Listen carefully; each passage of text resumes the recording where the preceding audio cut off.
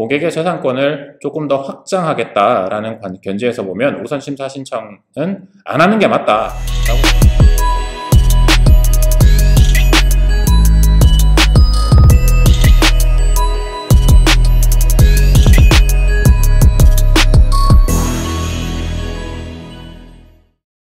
안녕하세요. 특허그룹뷰의 박소연 변리사입니다. 특허에 대한 경험이 좀 있으시다면 특허 출원을 하고 나서 한 달 만에 등록을 받았다던가 아니면 극단적으로 2주 만에 등록을 받았다던가 이렇게 말씀하시는 분들의 얘기를 전해 들은 바가 있으시거나 직접 경험해 보신 바가 있을 거예요. 출원을 하고 나서 통상적으로 보통 1년에서 1년 반 정도의 기간이 등록까지 소요가 되는데 출원하시고 나서 한 3달 있었는데 이렇게 하시는 분들이 많아요.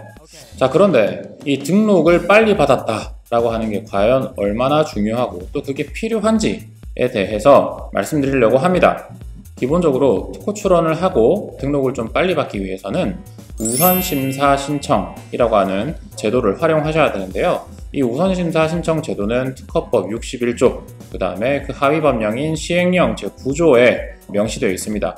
그 우선심사 요건이라고 하는 거는 상당히 구체적으로 명시가 되어 있는데요. 총 12가지이고 실무적으로는 벤처기업 인증이 있으시거나 아니면 기술혁신형 중소기업, 이노비즈라고 그러죠. 그런 것들이 있으시거나 그런 게 아니고 그냥 개인적으로 출원을 하시고 어떠한 항목에도 해당이 안 된다 라고 하시면 어떤 특허청이 지정한 전문기관이라는 곳에 선행기술조사를 의뢰를 해서 특허청 대신에 그런 전문기관들이 조금 더 빠르게 선행기술조사를 하도록 하는 방법들을 활용할 수가 있습니다. 자, 그러면 이 사례들을 한번 보실까요? 이 특허의 출원일을 보시면 2018년 12월 13일입니다.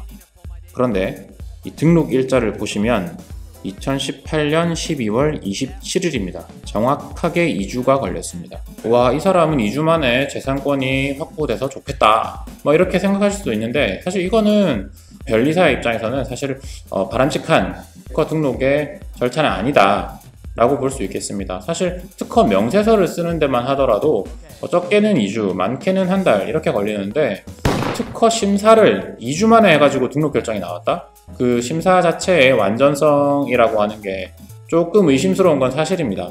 이 특허의 청구 범위를 보시면 결국 이 특허의 보호 범위, 즉 재산적 가치가 통상적으로 어느 정도의 범위에서 설정되어 있는지 아실 수가 있는데요. 사실 말이 길수록 구체적으로 가고 구체적이라고 하는 것은 그만큼 특정된다. 그리고 권리 범위가 좁아진다. 이렇게 해석하실 수도 있어요. 통상적으로 단기간 내에 등록에 이른 건들은 이렇게 청구항들이 상당히 깁니다. 길고 그만큼 권리 범위가 상대적으로 좁다라고 판단되는 경우가 상당히 많아요. 그런 경우에는 사실 그냥 이 특허 등록 자체가 목적이셨다면 괜찮으셨겠지만 정성적인 관점에서 이 특허의 보호 범위 그리고 이 특허의 나중에 활용 가치 이런 것들을 생각했을 때는 약간 부정적인 어떤 시각으로 바라볼 수밖에 없다라고 볼 수 있겠네요. 자, 그러면 이런 우선심사 제도라고 하는 게 어떤 장단점이 있는가를 살펴보겠습니다. 일단 우선심사 제도는 특허 등록을 빨리 받을 수 있어요. 다분히 출원인의 이익을 위한 제도입니다. 그런데 잘못하면 자기 꾀에 자기가 넘어갈 수 있기 때문에 이 우선심사 제도에 대해서는 신중을 기하셔야 됩니다. 왜 그러냐? 우선심사라고 하는 건 일반적으로 정해진 출원의 공개 시점을 앞당기는 겁니다. 여러분들이 출원을 하시면 보통 1년 반이 지나야지 공개가 되거든요. 그 아이템이. 그런데 우선심사를 하시게 되면 빨리 등록받아서 좋다 이렇게 하시겠지만 그만큼 빨리 내 발명이 공개가 됩니다. 좀 전에 케이스 보셨지만 출원하시고 2주 만에 내 발명이 온 세상에 공개가 되는 거예요. 자, 출원하시고 공장에다가 설비 깔기도 전에 기술에 대한 아이템과 도면과 이런 내용들이 공중에 공개가 되는 겁니다. 이 부분에 대해서는 조금 더 건설적인 관점, 미래지향적으로 고객분들에게 컨설팅이 적절히 돼야 된다고 생각합니다. 그러면 우선심사를 통해서 그때 단기적으로는 상당히 행복하고 좋지만 그럼 어떤 부분들이 나중에 후회로 몰려오는지 말씀을 드릴게요. 뭐냐면 일단 특허 출원하면은 공개된다고 말씀드렸죠. 보통 개인이나 그리고 스타트업이나 이런 분들은 특허 출원을 하시고 나면 그 다음에 후속 출원을 하실 때 그 아이템이 완전히 대변혁을 수반할 가능성이 굉장히 낮습니다. 즉 하셨던 거를 조금씩 응용 개량 변경하신다는 거죠. 그런데 어떤 사람들이 만약에 특허 출원을 그렇게 하시고 등록까지 단기간 내에 받았는데 어떤 사업상 거래선에서 특허 출원 한 두세 건 정도는 있으면 좋겠다, 특허 등록이 두세 건 정도 있으면 좋겠다 라고 하셨는데 후속 출원을 하려고 하니까 내 발명이 공개된 것 때문에 조금 변경한 것만으로는 신규성 그리고 진보성이라고 하는 특허 요건을 충족하지 못할 것 같은 거예요. 그리고 실제로도 못합니다. 결국 자기 꾀에 자기가 넘어가고 자기 것 때문에 등록을 더 이상 받을 수 없는 그런 상황이 발생하게 되는 거죠. 이런 경우에 변리사들은 또 어떻게 하느냐, 울며 겨자 먹기로 실시하는 발명 내용이랑 무관하게 발명자가 돼줍니다. 이렇게 변경하시면은 등록이 될 것 같아요 라는 식으로 컨설팅을 해드리죠. 그렇게 해서 특허 등록을 그냥 명목상으로 하시는 경우들도 많습니다. 이게 얼마나 낭비적입니까? 자기가 실시하는 기술을 제대로 보호받아야지만이 방어적인 효력도 있지만 내가 이 기술을 나중에 이전하거나 했을 때 그런 재산적인 가치도 제대로 인정받을 수 있는 거 아니겠습니까? 그래서 이런 부분들이 상당히 아쉽고요.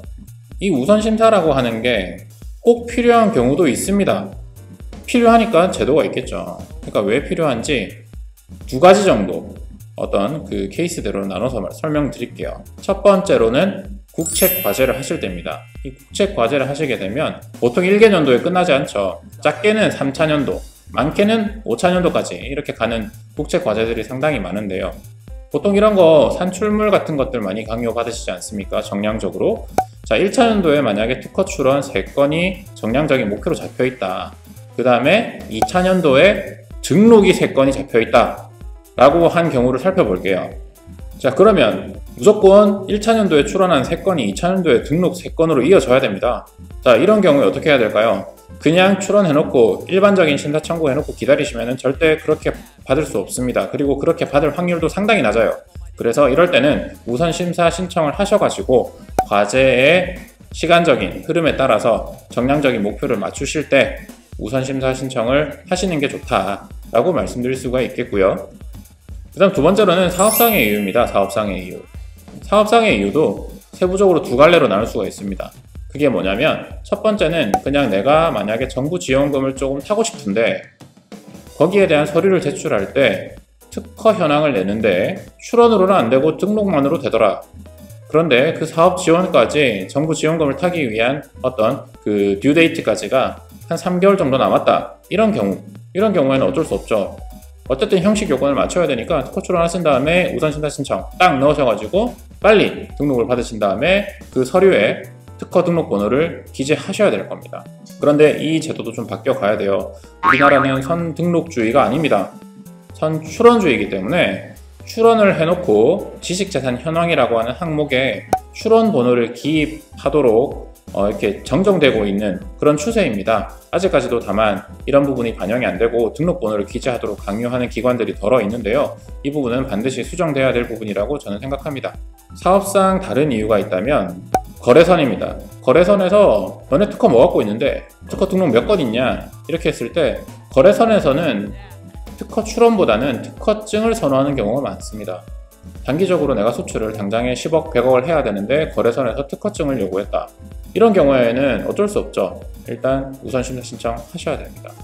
우선심사 신청하셔가지고 최대한 빨리 등록을 받으신 다음에 거래선을 형성하기 위한 백데이터로 활용하셔야 되겠습니다. 오늘 정리해볼까요? 우선심사 신청은 예외적으로 라는 말씀을 많이 드렸어요. 자, 우선심사 신청은 예외적으로 해야 됩니다. 예외적으로. 특수한 상황이 있을 때 해야지만 출원인으로서의 이익을 미래향적으로 최대한으로 가져갈 수 있습니다. 즉 손해를 덜 본다는 얘기죠. 우리 고객의 재산이 미래향적으로 늘어나야지 거기에서 한 건 하고 빨리 등록받고 성공보수 받고 이거 무슨 의미가 있겠습니까?